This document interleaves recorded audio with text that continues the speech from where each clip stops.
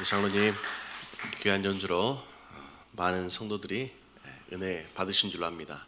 저는 은혜도 은혜이지만 이 색소폰 연주를 이렇게 한 곡을 완곡하신 것 자체를 통해서 우리 장로님이 건강하시구나 하니까 더 마음이 좋은 것 같습니다. 자, 여러분들 반갑습니다. 평안하셨나요? 자, 우리 서로를 바라보면서 이렇게 한번 인사했으면 좋겠습니다. 메리 크리스마스. 메리 크리스마스. 별로 안 반가우신가 봐요, 여러분들. 제가 도대체 이 메리 크리스마스라는 성탄 인사는 언제 하는 것입니까? 라고 AI에게 한번 좀 물어봤습니다. 그랬더니 보통은 성탄절을 전후로 가장 많이 합니다. 하지만 12월 중순 이후에는 그냥 편안하게 쉽게 말해서 내 마음대로 하면 됩니다. 그렇게 이야기를 하더라고요. 그래서 이제 성탄이 한 10일여쯤 그리고 주간으로 하면 한 주 정도밖에 남지 않아서 이 성탄이 왔음을 서로에게 좀 알리면 좋겠다 싶어서 메리 크리스마스하고 인사를 나눠보았습니다. 요즘 성탄을 가장 먼저 알리는 곳이 참 안타깝게도 교회가 아니라 얼마 전에는 백화점 같은 대형 이 쇼핑몰이었는데 요즘은 동네마다 아주 수십 개씩 자리하고 있는 카페를 가면 일찍부터 이 크리스마스 장식을 하면서 성탄이 왔음을 알리는 것을 보게 됩니다. 그런 것들을 보노라면 뭔가 마음 한켠이 좀 불편함이 느껴져요. 이 성탄이 원래 이 교회의 것이고 물론 많은 사람들이 함께 나누는 것 자체는 좋은데 이 뭔가 상업적으로 변질되어서 너무 좀 성탄의 본질이 가려진 것은 아닌가 그런 생각을 해봐요. 그러다 보니 이 성도들인 우리마저도 성탄절이 다가오면 우리 예수님께서 이 땅 가운데 오셨구나 이런 생각도 하겠지만 한편으로는 어쩌면 더 많이 생각하는 것이 이 성탄절 선물은 어떤 선물이 좋을까? 난 이런 선물을 받았으면 좋겠어. 혹은 어떤 분위기 좋은 장소를 내가 먼저 예약을 해서 가족들과 또 사랑하는 사람들과 함께 좋은 시간을 보낼까? 이런 생각들이 더 앞서지는 않나 생각해 봅니다. 제가 어렸을 때만 해도 그러니까 제가 어렸을 때만이라고 하면은 한 20여 년 전, 농담이었는데 좀 이해가 잘 안 되셨나 봐요. 사실 한 35년쯤 전 그때만 하더라도 저는 사실 그 어릴 때는 교회를 다니지 않았어요. 그럼에도 불구하고 이 성탄절이 되면 교회를 꼭 갔던 기억이 있어요. 왜냐하면 그때 가면 뭔가 그냥 기분이 좋고 교회를 다니지 않아도 왠지 이때는 교회를 가야 될 것 같다라는 그런 마음이 있었어요. 보면 여러 가지 것들로 너무 재밌고 맛있는 것도 많이 먹고 너무 좋았는데 또 그때도 제가 느껴보면 한편으로 뭔가 교회가 분주하고 바쁘게 돌아간다라는 그런 느낌을 받았어요. 그렇다면 이 성탄절이 성도들에게 있어서 분주하고 바쁜 것이어야 하나? 또 그건 아니라고 생각이 듭니다. 우리가 이 성탄절 하면 우리 이 교회에서 가장 중요한 날 중에 하나라고 우리가 여기고 있습니다. 그런데 한번 생각해 보신다면 우리가 성탄절을 어떻게 보내야 되는 것인지 우리가 뭔가 특별한 교육을 받은 것은 없는 것 같아요. 그저 그냥 교회에서 의례하던 것처럼 아이들은 여러 가지 발표회를 준비한다고 하고 또 우리 어른들은 어른들 나름대로 분주하고 이런 것들이 우리의 모습이었습니다. 그래서 오늘 말씀을 통해서 이 성탄을 대하는 방법, 성탄을 대하는 우리의 모습이 어떠해야 되는지 좀 살펴보고자 합니다. 오늘 우리가 함께 살펴본 이 본문의 말씀, 이사야 7장 14절의 말씀은 예수님께서 이 땅 가운데 오심, 탄생과 관련해서 가장 많이 인용되어지는 말씀 중에 하나예요. 그러므로 주께서 친히 징조를 너에게 주실 것이라. 보라, 처녀가 잉태하여 아들을 낳을 것이요 그의 이름을 임마누엘이라 하리라. 이 말씀이죠. 그런데 이 말씀은 예수님께서 진정 이 땅 가운데 탄생하시기 무려 800여 년쯤 전에 이 이사야 선지자를 통해서 하나님께 주신 말씀이에요. 여러분 한번 생각해 봤으면 좋겠습니다. 처녀가 잉태해서 아들을 낳는 것이 임마누엘 곧 하나님께서 우리와 함께 하시는 증거가 될 수 있을까? 이것을 깨닫기 위해서 우리는 오늘 본문이 주어진 이 배경을 한번 살펴볼 필요가 있습니다.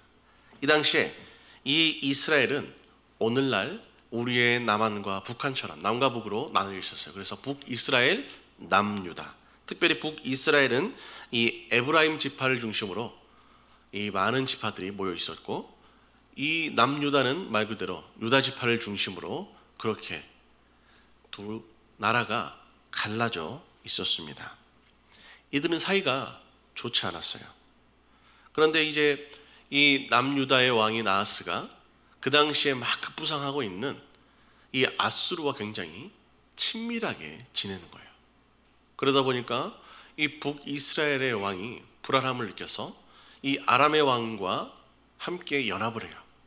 그래서 전격적으로 이 남유다를 침공해 오기 시작한 겁니다.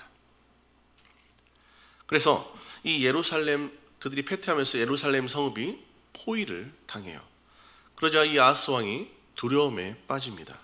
뿐만 아니라 온 백성도 두려움에 빠지죠. 마치 이 바람 앞에 등불처럼 그들의 그런 위기 상황 가운데 있었습니다. 스스로 생각하기를 우리는 이제 망하게 되었구나 라는 그런 생각이 임할 그때 하나님께서 이사야 선지자를 통하여서 그 하나님의 뜻을 밝히 보여주셨고, 그것을 이제 그 유다 백성들에게, 왕에게 이야기를 해 주는 거예요. 너희가 망하지 않을 거야. 내가 너희를 도와줄 것이야.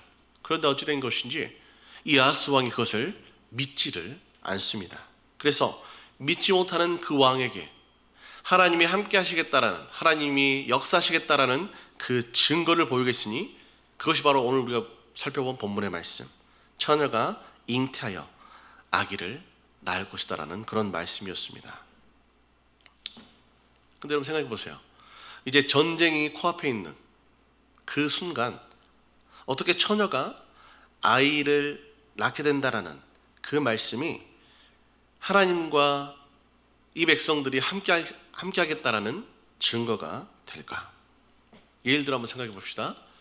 여러분들이 어느 날 갑자기 그 마음속에 소망이 한 가지 생겼어요. 그 소망은 하나님이 나를 통하여서 하나님의 영광을 나타나게 하셨다. 그러다 보니 내가 든 생각이 내가 언젠가는 올림픽에 나가서 금메달을 따리라.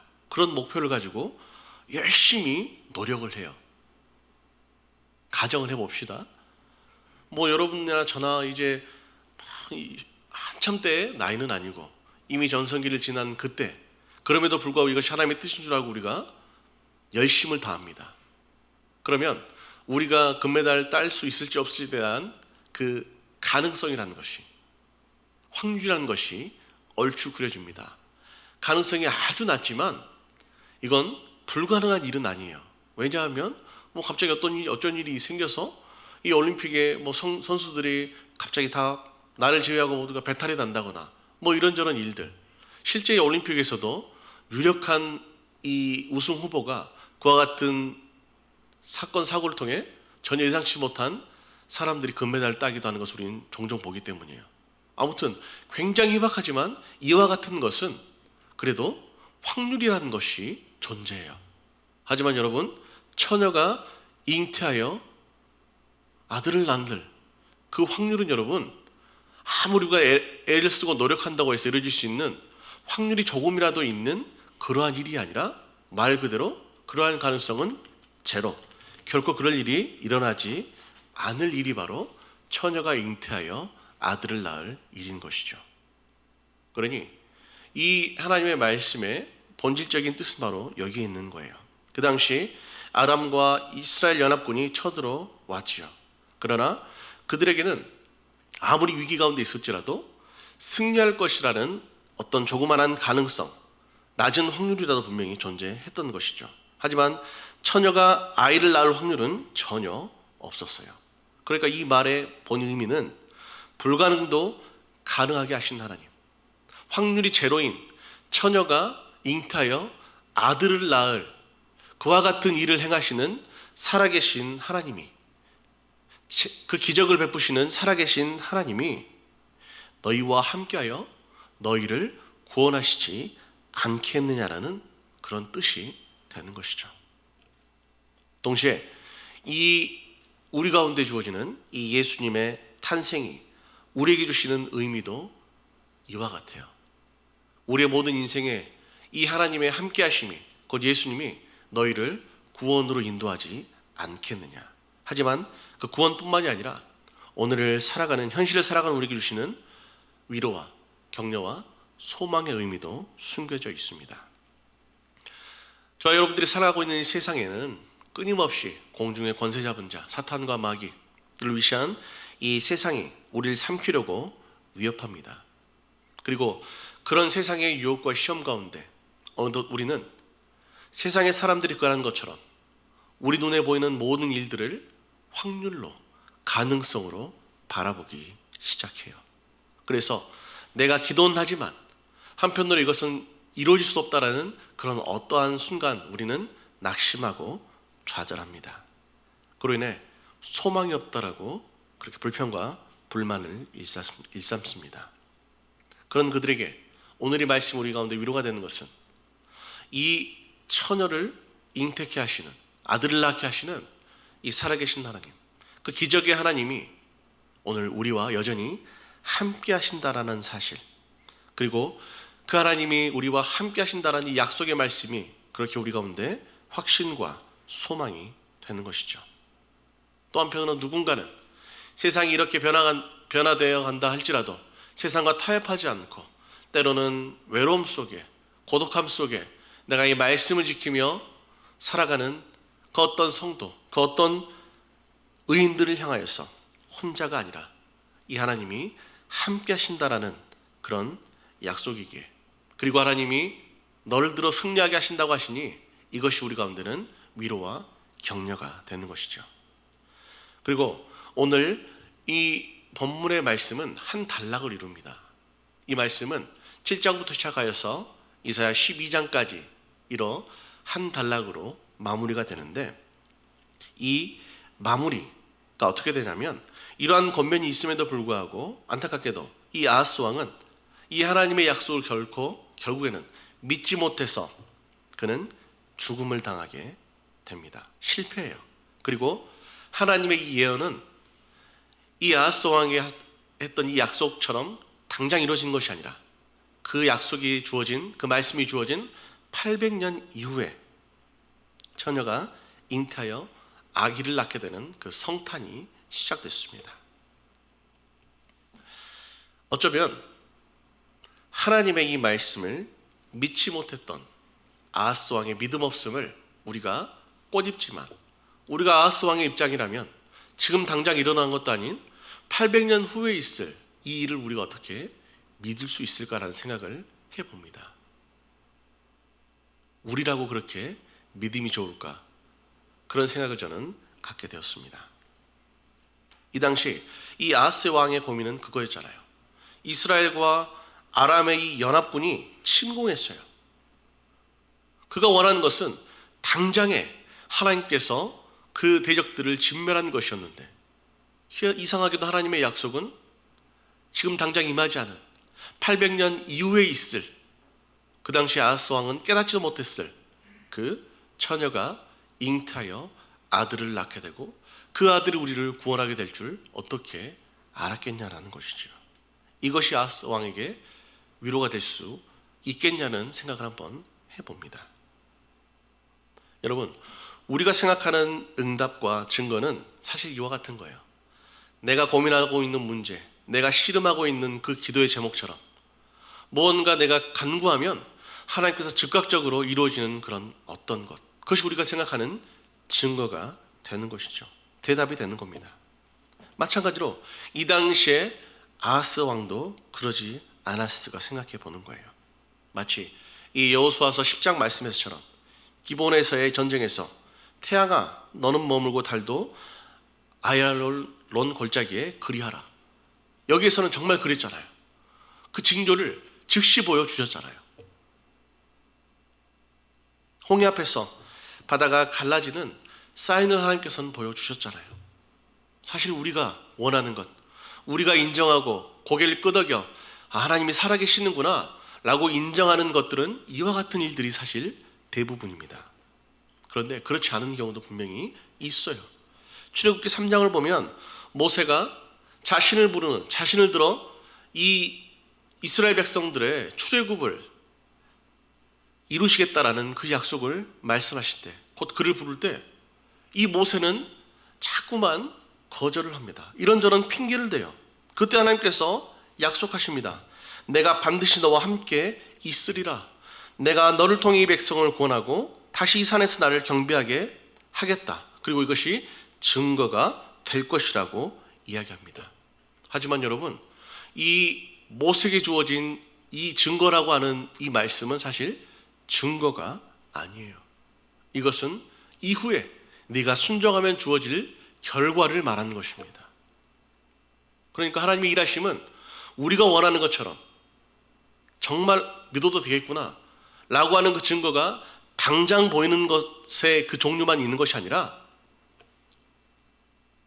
이 모세처럼 지금 당장에는 내게 그와 같은 증거가 주어지지 않으나 그럼에도 불구하고 하나님께서 이후에 내가 순종하면 너에게 이런 것들이 주어질 것이다 라는 결과를 통해, 곧 열매를 통해 우리 가운데 증거하시기도 한다라는 사실이에요. 결국 우리가 주목해야 될 것은 하나님의 말씀이 지금 당장 내게 증거가 되든 이후에 그게 오늘 약속의 말씀처럼 800년 이후에 증거가 되든 그런 것과 상관없이 우리는 이 말씀을 하나님의 말씀으로 믿고 의지하며 순종할 수 있느냐의 문제라는 것이죠. 그것이 바로 저와 여러분들의 싸움이죠. 우리가 바라고 원하는 모습처럼 당장의 문제가 해결되지 않을지라도, 그리고 어떤 의미에서는 우리에게 그런 문제가 해결될지라도 우리 인생에 참 안타까운 것은 그럼에도 불구하고 자꾸만 또 다른 문제가 우리 앞에 찾아온다라는 사실이에요. 왜인지는 모르겠으나 우리의 삶이 그렇게 영리가 되더라고요. 본문 말씀을 통해 하나님께서는 우리의 시선을 현재가 아닌 미래를 향하게 하세요. 그래서 오늘 본문과 함께 한 덩어리로 묶여져 있는 이 이사야 12장 말씀에는 이런 마무리가 됩니다. 12장 1절부터 3절까지의 말씀입니다. 우리 이 말씀 한 목소리로 같이 받들겠습니다. 그날에 내가 말하기를 여호와여 주께서 전에는 내게 노하셨사오나 이제는 주의 진노가 돌아섰고 또 주께서 나를 안위하시오니 내가 주께 감사하겠나이다 할 것이라. 보라 하나님은 나의 구원이시라. 내가 신뢰하고 두려움이 없으리니 주 여호와는 나의 힘이시며 나의 노래시며 나의 구원이심이라. 그러므로 너희가 기쁨으로 구원의 우물들에서 물을 기르리로다. 아멘. 여러분 인생 가운데 찾아온 모든 문제 가운데, 그리고 여러분들에게 주어진 이 삶 자체가 마지막이라고 생각하는 사람들에게 너희가 지금 인내하고 나를 믿으면 오늘 우리가 함께 살펴본 12장 1절에서 3절의 말씀처럼 우리에게도 이런 고백처럼 하나님의 은혜를 찬양할 수 있는 그러한 일들이 우리 가운데는 이루어질 것이라고, 날마다 낙심하고 포기하고 지레짐작해서 안 된다고 말하는 인생이 전부가 아닐 것이라고 하나님께서는 약속하십니다. 여러분 우리의 인생을 한번 돌아봐요. 참 재밌는 게 우리는 무언가 이 끝이 났다라는 생각하는 그 순간 다시 시작하는 것을 봐요. 특별히 성도들이 바라고 소망하는 영원한 삶이 그와 같습니다. 이 영원한 삶을 누리기 위해서는 우리는 반드시 죽음이라는 그 과정을 거쳐요. 그래서 누군가가 말합니다. 성도의 삶이 beginning from end라고. 성도의 삶이 날마다 내 삶에는, 내 인생에는, 내 순간에, 내가 느끼는 순간에는 이것이 마지막으로 생각하는 그 순간 우리가 순종하면 하나님께서 반드시 새로운 길을 열어 주시는 것, 그것이 바로 성도의 삶이라 할 수 있는 것이죠. 이것이 세상을 살아가는 사람들과 하나님을 믿고 의지하는 우리의 차이가 아닌가 생각해 봅니다. 내가 주님을 믿는다라는 것은 하나님의 약속, 곧 그 종말이라는 관점에서 오늘을 바라보는 것. 현실을 살아가지만 현실의 눈으로 바라보는 것이 아니라 아직 오지 않은 그 미래의 약속을 바라보면서 그 약속을 기대하면서 지금을 살아가는 것. 그것이 성도의 삶이라는 것이죠. 그래서 오늘 우리는 성탄을 어떻게 보내야 할까? 먼저는 예수 그리스도의 탄생이 애롭게 그 믿음의 길을 걸어가는 우리에게 주시는 위로라는 것을 우리는 기억해야 합니다. 그리고 처녀를 잉태케 하셔서 아기를 주시는 그 하나님께서 우리가 당한 그 모든 어려움, 그것이 사람의 눈으로는 불가능할까 보일지라도 그 모든 것들을 능히 이루실 살아계신 하나님이 우리와 함께 하심을 통해 반드시 해결해 주실 것이라는 약속도 있다는 것을 우리는 기억해야 합니다. 그러면서 동시에 우리 가운데 주어지는 숙제를 발견할 수 있어야 합니다. 그것은 우리가 하나님께서 말씀하시는 그 말씀을 바라보며 그 약속을 바라보며 순종하며 살아가는 것, 그것이 우리 가운데 주어지는 숙제입니다. 여러분, 이제 한 해를 마무리하고 한 해를 준비하는 시점입니다. 여러분들의 한 해를 한번 돌아보면 어떤 마음이 드십니까? 분명 2025년에도 여러분들은 기대와 소망 가운데 한 해를 시작하셨을 겁니다. 그런데 돌아보면 여러분들이 이 연초의 모습과 나의 모습을 바라보면 특별히 변화된 것 있나요? 많이 바뀐 것 있습니까? 그런 건 별로 없는 것 같습니다. 어쩌면 주님을 믿는 것이 한두 해도 아니고, 그리고 주님 앞에 내가 이렇게 올해는 이렇게 살아서 이런 은혜를 받기를 원합니다라는 것도 한두 번도 아니고, 이제쯤 우리 마음속 깊은 곳에 기도하긴 하지만 우리 마음속에 정말 진정한 믿음이 없고, 주시면 감사하지만 아니어도 어쩔 수 없죠.